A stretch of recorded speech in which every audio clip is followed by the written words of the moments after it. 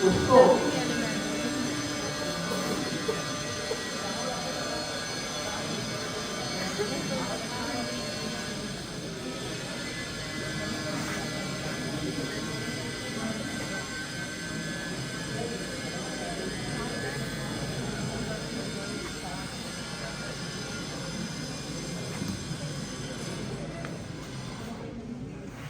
तो तख्ती को सबसे पहले कालिक से, जो दिए के ऊपर कालिक तख्ती है या गार्डन के ऊपर, उस कालिक को प्रोटीन और मिला करके पहले उस पर लिखते थे। उसके बाद शीशी वगैरह से घोटाते थे। पता नहीं आप लोगों ने कैसे इस्तेमाल किए, उसको घोटाते थे। अब तो आप लोगों के लिए एक कल्पना की बहुत सारे बच्चों को बात होती है, उससे घुटाते थे, मतलब रगड़ते थे शीशी पर, तब उस तख्ती में चमक आ जाती। उसमें हमको शिक्षा ये मिली उस तख्ती से, जो जिंदगी की सबसे बड़ी शिक्षा है शायद, कि अगर कालिमा भी हो लेकिन उसे सही उद्देश्य के साथ उससे निपटा जाए, उसको रगड़ा जाए, उस पर घिसा जाए, तो चमक पैदा हो सकती है।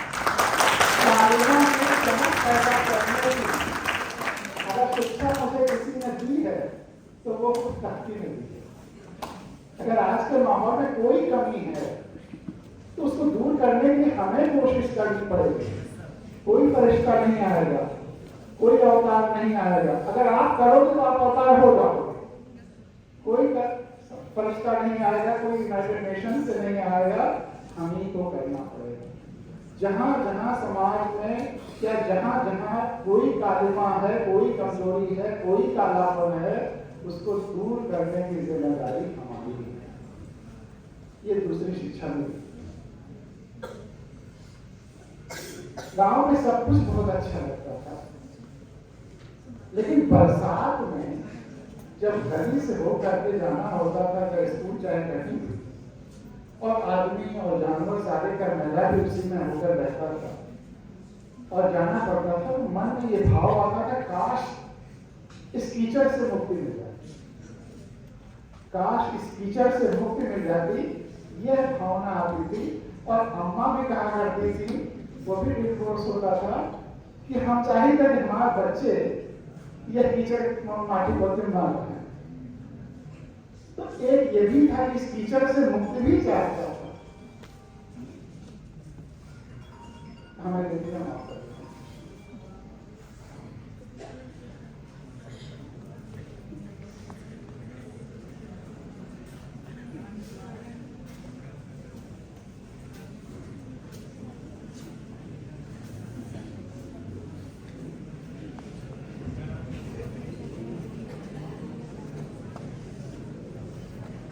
उसके बाद जो यात्रा शुरू हुई उस गली से, और पूरी दुनिया, पूरा हिंदुस्तान देखने के बाद, अनुभव करने के बाद, एक 3 लाइन की हाइकू कविता या हाइकू नुमा कविता बनी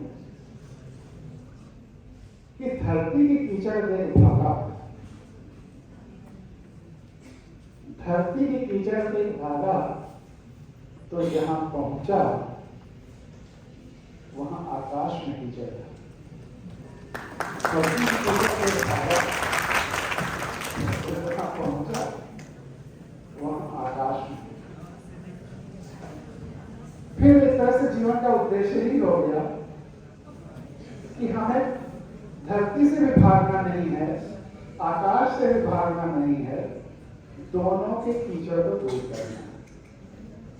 आकाश में कीचड़ आप सोच ही सकते हैं, प्रदूषण, ओजोन लेयर खत्म हो रहा है, तो धरती के लिए भी संकट है।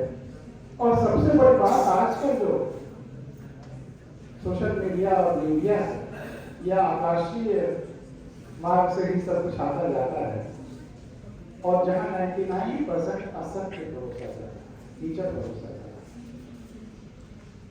तो इसलिए अब धरती और आकाश दोनों के कीचड़ की सफाई के लिए काम बहुत ज्यादा है और सबको मिलकर है। और इन सब सफाइयों के लिए जो सबसे पहला सूत्र है, अगर हम पूछें कि यह सब सफाई कैसे होगी, इसका पहला सूत्र क्या हो सकता है, प्रस्थान बिंदु क्या हो सकता है, तो बच्चे बताओ सबसे पहले क्या जरूरी, सबसे जरूरी क्या है? शिक्षा। हाँ शिक्षा, ठीक है, लेकिन थोड़ा और स्पष्ट, सेल्फ इम्प्रूवमेंट और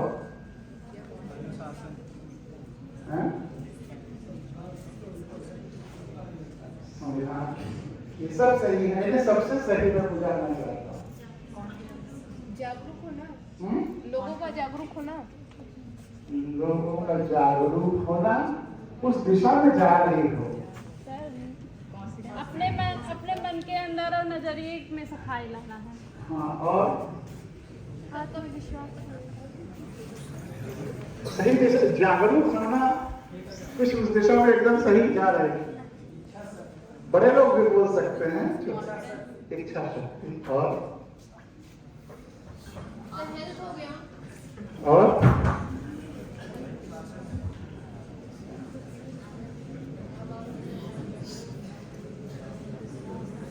सबसे पहली शर्त वो भी जरूरी है, लेकिन सबसे पहली शर्त मैं चाहता हूं कि इतने प्यारे, इतने अच्छे सब बच्चों में से कोई एक सही उत्तर आ जाए।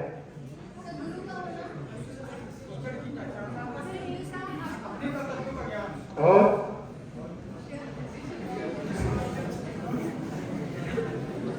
तुम लोग आपस में डिस्कस करके भी बता सकते हो, हम बोलते हैं मैं मनाही नहीं करते, 2-4 मिनट सोच कर देखिए, क्यों यह सबसे अच्छा जरूरी चीज है। मैं चाहता हूं तुम्हारे अंदर से उभरे।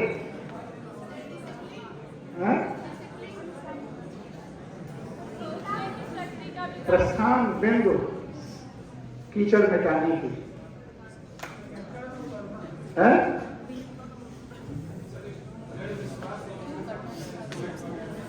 बहुत छोटी चीज है। आप लोग सेकेंडरी लेवल की बात करेंगे, मोस्ट प्राइमरी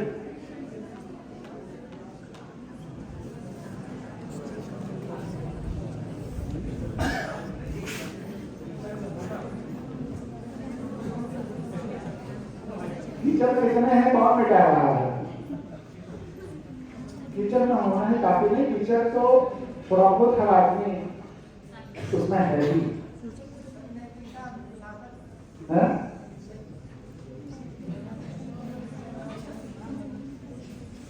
चलिए मैं आता हूं। एक बच्ची ने कहा था दूसरों को जागरूक करना। जागरूकता जागने से बना हुआ है ना, जागना भी सेकेंडरी है। सबसे पहली जरूरत है किसी भी कमी को दूर करने या कीचड़ को साफ करने के लिए आंखें खुली रखना।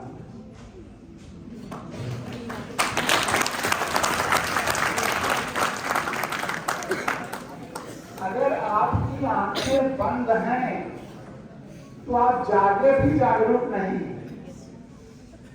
और दूसरे को जागरूक करने के पहले खुद जागरूक होना जरूरी है। तो इसलिए खुली आंखें जिंदा रहने की भी पहली शर्त है, और कीचड़ या गंदगी मिटाने की भी पहली शर्त। सहमत हैं? तो जोर से ताली बजाइए।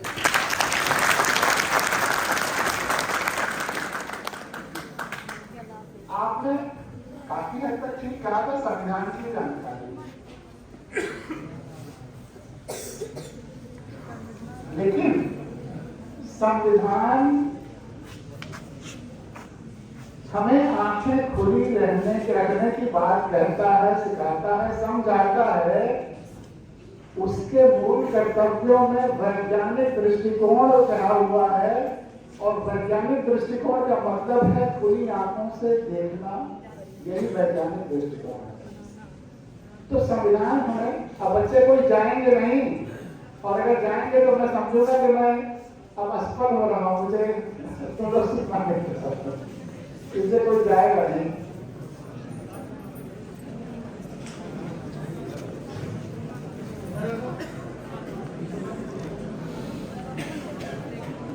बहुत जरूरी हो तो आके हमें बता दो कि क्या हुआ है, क्यों जाना चाहते हो, तब जाओ।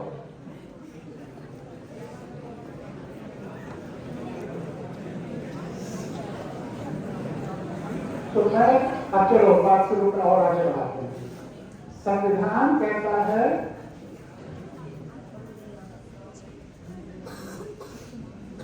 वैज्ञानिक दृष्टिकोण और विज्ञान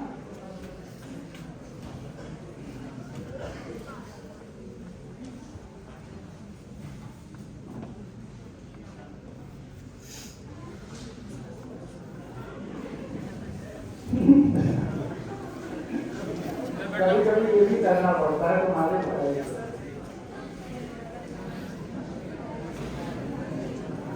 चलो अब और मन से सुनो।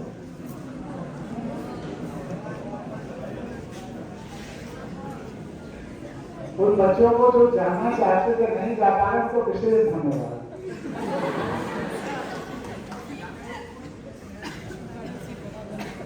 लेकिन आंखें खुली होने की एक और बड़ी भारी शर्त है और तपस्या है।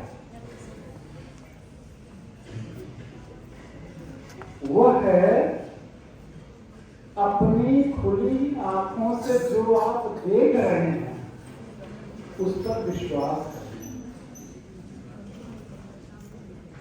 मान लीजिए आंखों में कीचड़ हो और लगा गया हो, आंखों से एकदम कुछ ब्लड देखे या एक बार आपको कुछ देखने में ऐसा भ्रम हो जाए कि मैंने कुछ देखा।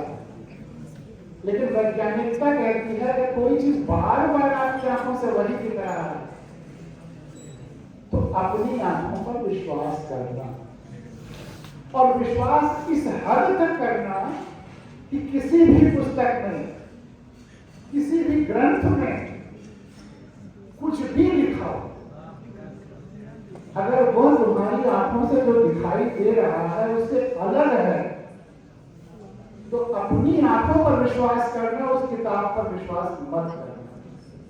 ये दूसरा सूत्र है जिंदगी का। किसी भी किताब में कुछ लिखा हो, आज वो अपने समय का सत्य होगा या अपनी उसकी बात जो होगी अपना सच होगा, लेकिन तुम्हारा सच वो है जो तुम अपनी आंखों से देख रहे हो। मैं एक बार के देखने के भ्रम की बात नहीं कर रहा हूं, जो लगातार जब तुम अगर वही चीज देख रहे हो तो अपनी आंखों पर विश्वास करना। किसी भी किताब में कुछ भी लिखा हो न उसको ध्यान देना न उसको कोट करना, अपनी आंखों को कोट करना कि मैंने देखा। इससे सहमत हो कि नहीं हो? तो फिर तारीफ बताओ।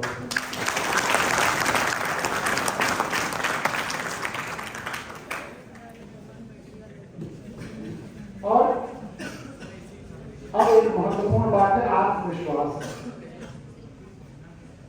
तो जितने बच्चे यहां बैठे हुए हैं सब में अनंत क्षमता है। आज तक जितने भी महापुरुष इस धरती पर पैदा हुए हैं, चाहे उनको महापुरुष मानते हो, देवता मानते हो, आदर्श मानते हो, अवतार मानते हो, जितने भी आज तक पुरुष मतलब मनुष्य रूप में जितने भी लोग इस धरती पर पैदा हुए हैं, तुम सब में उनसे बड़ा होने की संभावना है। तुम सब में विदाउट एनी एक्सेप्शन, हर एक में तुम में जितने चेहरे पर देख रहा हूं सब में उससे बड़ा होने की संभावना है। तुम सब एक बीज हो और अब तक जितने भी महापुरुष या महान व्यक्तित्व या जो भी इस धरती पर पुरुष रूप में आया है सब वृक्ष रहे हैं, और हर बीज में हर वृक्ष से बड़ा होने की संभावना है। एक प्रजाति के बीज की बात कर रहे हैं, बरगद का बीज जैसे मान लीजिए, तो सब मनुष्य प्रजाति के लोग रहे हैं। तो मनुष्य प्रजाति के जो भी लोग अब तक इस धरती पर हुए हैं, हर बच्चा जो यहाँ बैठा हुआ है या हर बच्चा इस धरती का, सब में उन सब से बड़ा होने की संभावना है, क्योंकि तुम सब बीज हो और बाकी सब वृक्ष हो चुके हैं, हम सब वृक्ष हो चुके हैं। हम तुम्हारे लिए कुछ दिशा निर्देशक हो सकते हैं, रोल मॉडल थोड़ी देर के लिए हो सकते हैं, लेकिन तुम्हारी सीमा नहीं बन सकते। हमसे तुमको कहीं आगे जाना है। इसलिए अपने में यह आत्मविश्वास रखो कि तुम इस धरती पर जो तक नहीं हुआ है वह सब कर सकते हो। इस धरती के कल्याण के लिए तुम सब अद्वितीय हो, यूनिक हो, विलक्षण हो। तुम जैसा आज तक किसी ईश्वर ने किसी ने सृष्टि में एग्जिस्टेंस में और किसी को बनाया ही नहीं है। तो अपने अंदर की उन शक्तियों को पहचानो, जानो और समझो कि तुम क्या क्या कर सकते हो। अपनी अनंतता को समझो, अपने अनंत शक्तियों को समझो और उसको रियलाइज करो।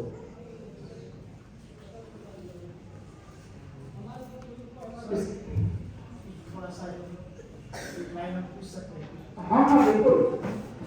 मैं तो यही चाहता हूँ, मैं प्रश्न ही करने जा रहा हूँ। आप लोग प्रश्न करो, मैं प्रश्न करूँ। सर आपने अभी कहा कि खुली आंखों से देखना, आदिकाल से लेकर और अंत तक जितने भी महापुरुष हुए उन लोगों ने भी अपनी खुली आंखों से बहुत सारी बातों को देखा है और उसके आधार पर बहुत सारे आदर्शों को उन्होंने लिखने का, पढ़ने का या संकलित करने का प्रयास किया है और उन आदर्शों को आत्मसात करना मतलब आज के परिप्रेक्ष्य में प्रासंगिक है कि नहीं, ये मैं जानना चाहता हूँ। बहुत अच्छा प्रश्न है।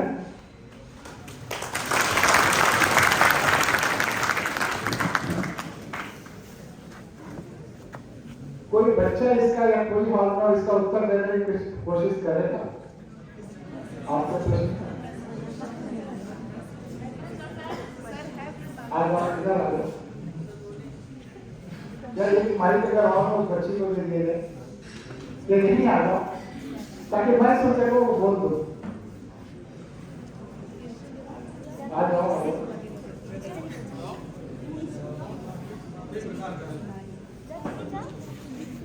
मैं कुछ बोल रही थी इसलिए मैंने कहा इसको खड़े बोलिए, खड़े बोलिए, खड़े खड़े जाइए। एक बच्ची यहाँ पर बोल रही थी। कुछ नहीं सर, अच्छा हाँ सर, अभी आपने जो कहा लगभग यही बात स्वामी विवेकानंद जी ने कही थी कि हम जो कुछ देखते हैं, जो कुछ जानते हैं, जो हमें बताया जाता है, हर उस ज्ञान को, हर उस बात को, हर उस तथ्य को हमें अपने तर्कों की कसौटी पर कसना चाहिए। और इसी बात को अलग तरीके से महात्मा बुद्ध ने भी कहा था, अत्त दीपो भव, अपना दीपक स्वयं बनो। तो सर ने जो कहा कि आपने इसका जवाब दरअसल दे दिया था, जो सर पूछना चाहते थे कि जो कुछ है उसको अपनी आंखों से देखते हुए, परखते हुए और हमारे लिए वो उपयोगी है कि नहीं, ये तय करते हुए उसको स्वीकार करें। हमने अपने लिए विभाग की जाएगी स्वीकार जो सत्य है, सत्य को भले वो हमारे नहीं, धरती के कल्याण के लिए हो, समाज के कल्याण के लिए, धरती के कल्याण के लिए हो। आपने सर एक बहुत वो सच्चाई है।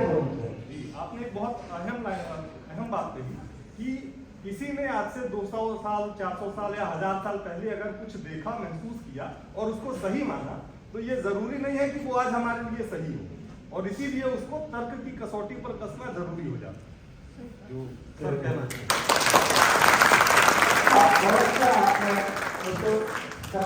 किया। अब आपने प्रश्न किया कि किसी ने देखा, अनुभव किया या देखा। हम अभी अनुभवों की बात नहीं कर रहे, वो डिटेल्स हैं जो सत्य है, जो देख रहे हैं।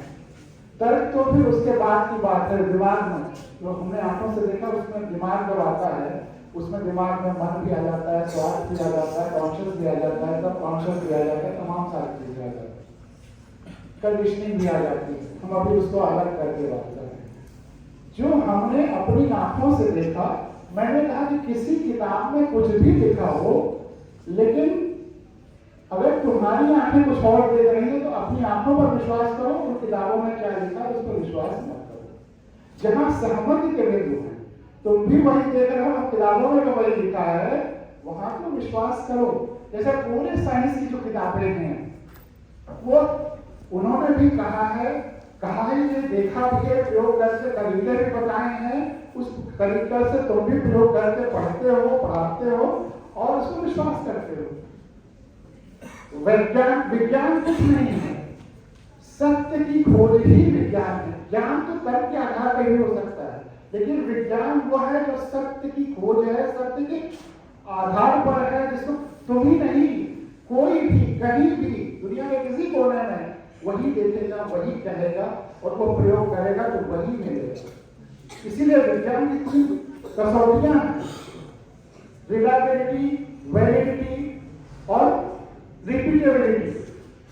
उसको ऐसा नहीं कि मैंने देख लिया तो मैं ही नहीं देखा, कोई भी देखेगा वही देखेगा, बार बार अगर देखेगा, रिपीट करेगा तब भी वही देखेगा और फिर वो रिलायबल है। सब लोगों ने उसको टेस्ट करके मान लिया है, तब वो विज्ञान है।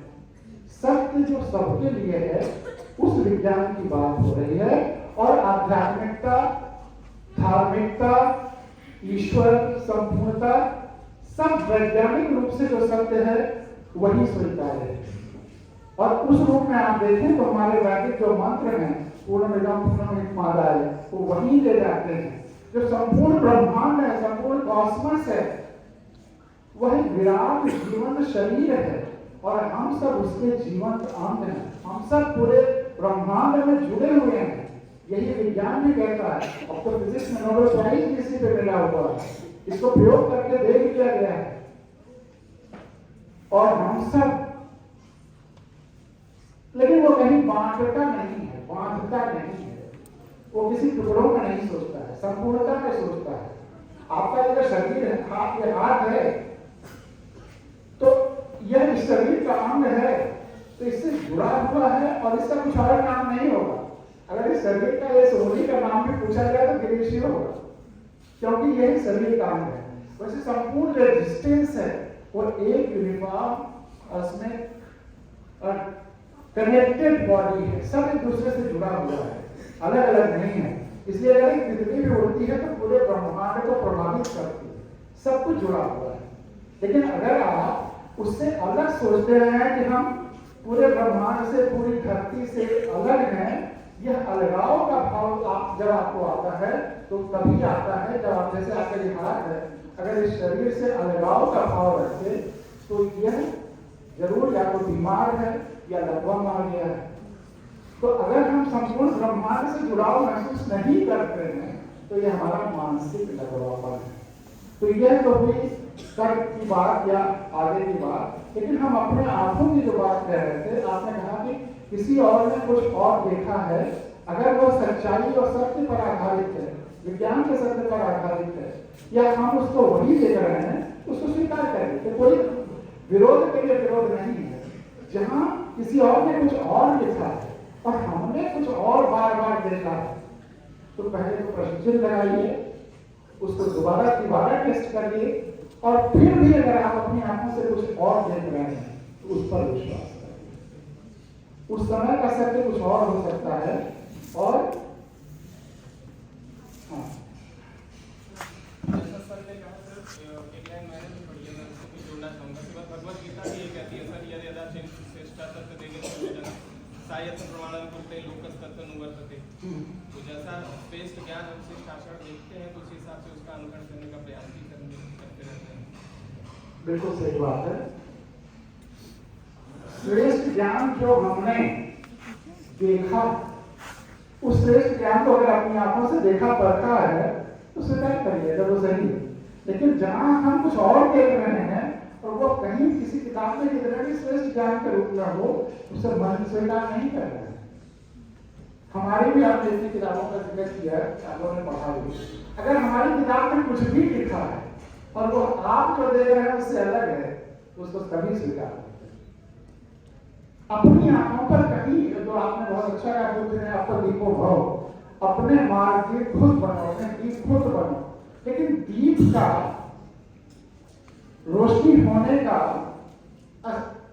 फायदा या अस्तित्व का लाभ तभी है जब हमारी आंखें खुली हों।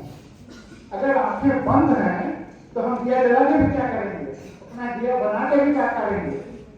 और जो मंत्र है, वैदिक मंत्र, जो दुनिया का सबसे महत्वपूर्ण मंत्र कई विदेशों के फिलोसफर्स ने कहा है, तमाम सारे वेस्टर्न फिलोसफर्स ने भी उसे दुनिया का सबसे, अगर 2 मंत्र सबसे बड़े कहे गए हैं तो वो वैदिक मंत्र हैं, असतो मां सद्गमः तमसो मां ज्योतिर्गमः। ये दुनिया के सबसे बड़े मंत्र हैं। असतो मां सद्गमः, असत्य से सत्य की ओर जाना है। और असत्य है कि सत्य, इसकी पहचान आंखें प्राइमरीली कराती है, और विज्ञान भी असत्य से सत्य की ओर जाने की कोशिश है, सत्य की तलाश है। जब ये बातचीत करो तो लोग कहते हैं जो चीजें हम नहीं देख सकते उनके बारे में, या हम अपने पुरखों को, हमारे पुरखे थे, हमने नहीं देखा तो हम क्या विश्वास ना करें उन पर, ऐसे तर्क देते हैं। लेकिन अगर हम अपनी आंखों से नहीं देख रहे हैं तो जिन लोगों ने अपनी आंखों से देखा है सेकेंडरी एविडेंस के रूप में वो भी। लेकिन सर वो बात कहे हैं, अब मुझे पूरा करने के बाद तो जो सेकेंडरी एविडेंसेस हैं, जो डॉक्यूमेंट्री एविडेंसेस हैं, उनको मान करके फिर हम सत्य की तरफ जाते हैं। लेकिन साइंस में भी जो चीजें हम देख रहे हैं वो समझ में नहीं आ रहा है, उनमें हाइपोथेसिस या पोस्टुलेट्स करते हैं, और फिर एक्सपेरिमेंट्स के द्वारा अगर वो सत्य पाए जाते हैं तो उनको सत्य मानते हैं। जहां जो दिख रहा है उसे अपनी आंखों से देखो, लेकिन जहां अपनी आंखों से नहीं दिख रहा है और घटना हो रही है उसमें हम फिर उत्तर क्या रहता है, हम पोस्टुलेट्स बनाते हैं, हाइपोथेसिस बनाते हैं और फिर इसको टेस्ट करते हैं। उदाहरण के लिए सूर्य की किरण, सूर्य हम देखते हैं कि सीधी रेखा में चलती है, लेकिन तमाम सारी ऐसी घटनाएं सूर्य की किरणों से हो रही हैं जो सूर्य की सीधी रेखा में चलने से नहीं हो रहा है। इंटरफेरेंस, डिफ्रैक्शन, या आजकल आप देखते होंगे ये जो सोलर एनर्जी के लिए पैनल्स लगाए जाते हैं, सोलर एनर्जी बनती है, ये सूर्य की किरणों से नहीं एक्सप्लेन होता है सीधी रेखा के चलने से। तो ये हाइपोथेसिस की है कि सूर्य की किरणें या लाइट की किरणें भी वो तरंग भी है और पार्टिकल भी है। किरण के रूप में वो तरंग के रूप में वहां से यहां तक चली जाती है, पार्टिकल नहीं आ पाएगा, लेकिन पार्टिकल भी है। इसको फोटोन माना गया कि सूर्य की किरणें फोटॉन्स होते हैं, उसमें पार्टिकल होती है, और वो फोटॉन्स जब हमारे फोटोवोल्टाइक सेल्स पर पड़ते हैं जो सेमीकंडक्टर के होते हैं तो इलेक्ट्रिक जनरेट करते हैं, वहां से तो सोलर एनर्जी बनती है, और इंटरफेरेंस डिफ्रैक्शन वाले जो फिनोमेनास हैं वह सब उससे एक्सप्लेन हो जाते हैं।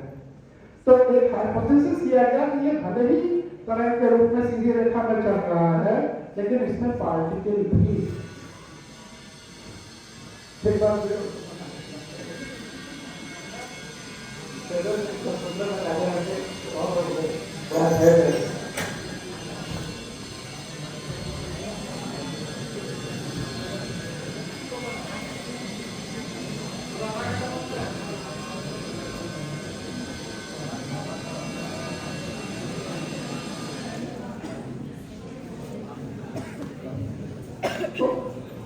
असतो मां सद्गमः और तमसो मां ज्योतिर्गमः, अंधेरे से प्रकाश की तरफ। अगर हम अंधेरे से प्रकाश की तरफ, ये सही है कि संविधान हमारी आंखें खोलता है,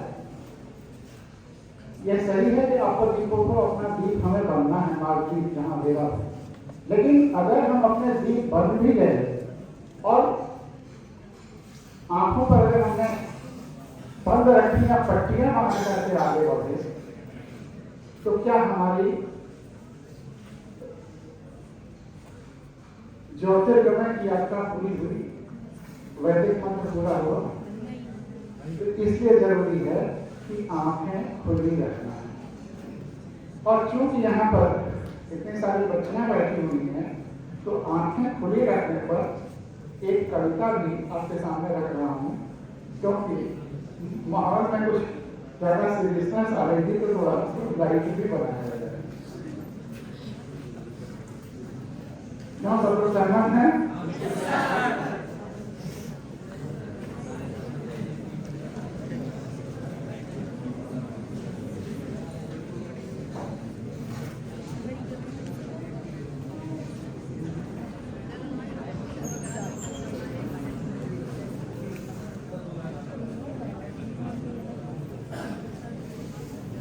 कामधारी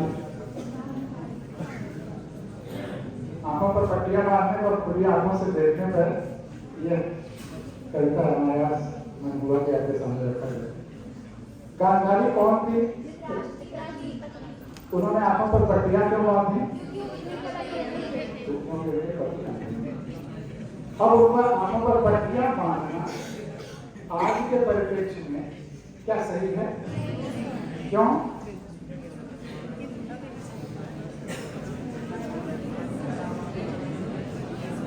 चलो तुम्हारा उत्तर सही है, इसलिए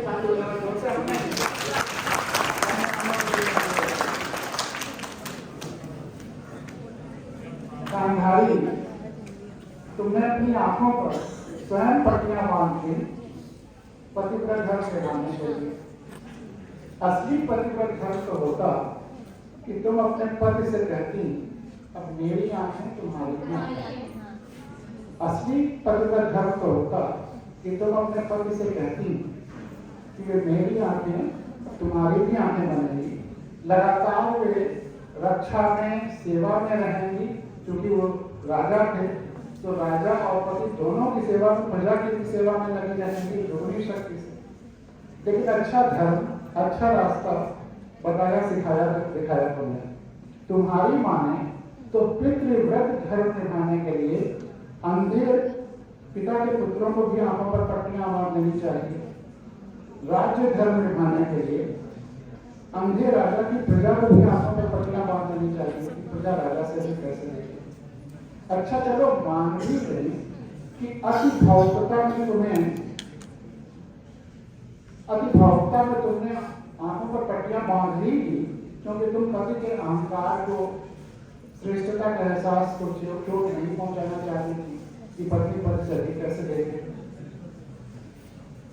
लेकिन फिर यह झूठा भ्रम और प्रचार, इस झूठे भ्रम और प्रचार ने मुझे हॉन्ट किया है ये कविता लिखने के लिए कि पट्टी बांधे बांधे तुम्हारी आंखों में इतनी शक्ति आ रही है कि तुम जिसे भी देखोगे वह फौलाद का हो जाएगा। इस झूठे भ्रम और प्रचार हमारी आपकी चौकी यही कहती है कि जिस अंग का प्रयोग ना करो वो धीरे धीरे कमजोर होता जाता है। और यहाँ यह भ्रम फैलाया गया कि जिस आंख को तुम जिंदगी भर प्रयोग नहीं करो तो उसमें शक्ति आ जाएगी। तो हमारी आंखें जो देख रही हैं उससे अलग है, ये तो एक बात नहीं। अब दूसरी बात, कोई कुछ भी कहता